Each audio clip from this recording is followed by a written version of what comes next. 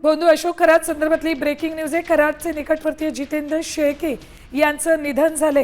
जितेंद्र शेळके यांचं अपघाती निधन झाले। खरातचे निकटवर्तीय होते ते, त्यांचं अपघाती निधन झालेलं आहे। बंधू अशोक खरात सध्या तुरुंगात आहे आणि त्याचेच निकटवर्तीय जितेंद्र शेळके यांचं निधन झाले। अपघाती निधन झाल्याची माहिती मिळते। खरातचे निकटवर्ती असल्यानं त्यांच्याकडूनही या प्रकरणासंदर्भातली माहिती मिळणं शक्य होतं, मात्र त्यांचं अपघाती निधन झालंय। अपडेट्स घेऊयात आमचे प्रतिनिधी सचिन बनसोडे यांच्याकडून। सचिन, काय अपडेट्स आहेत?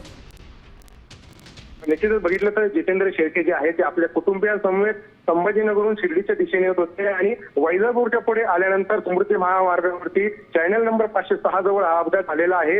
एक कंटेनर जो संतगतीने चाललेला होता, त्या पाठीमागून जी कार आहे शेळकेंची ती त्या कंटेनरला जोरात धडकली। अक्षरशः अपघात इतका मोठा होता की कार जी आहे ती आता कंटेनरच्या पाठीमागच्या बाजूला अडकलेली आहे। कारचं चक्कचूर झालेला आहे। यात जितेंद्र शेळके यांचं जागेवरतीच निधन झालेलं आहे, तर त्यांची पत्नी आणि मुलगा गंभीर जखमी झालेला आहे। मुलाला सध्या या रुग्णालयात उपचारासाठी हलवण्यात आले। कंटेनर मधून ही जी अडकलेली कार आहे ती बाहेर काढण्याचं काम सध्या सुरू आहे।